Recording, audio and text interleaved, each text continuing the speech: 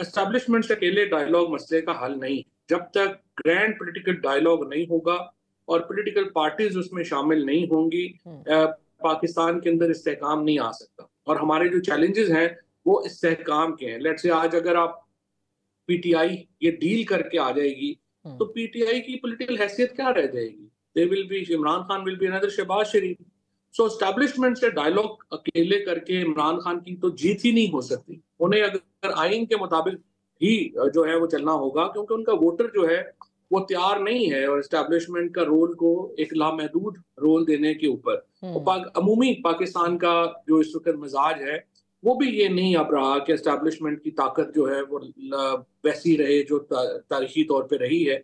लिहाजा इसलिए ज़रूरी यही होगा कि ग्रैंड पॉलिटिकल डायलॉग हो जिसमें पॉलिटिकल पार्टीज जो हैं वो इंटेग्रल पार्ट हैं। और डायलॉग तो देखो नादिया वही कामयाब होता है जिसमें तमाम लोगों को कुछ ना कुछ हिस्सा मिले। सही। टेक ऑल डायलॉग तो कभी नहीं हुआ करते। ये तो नहीं हो सकता what is yours and what is mine that is also yours. इस हुँ। तरह तो नहीं डायलॉग हो सकता।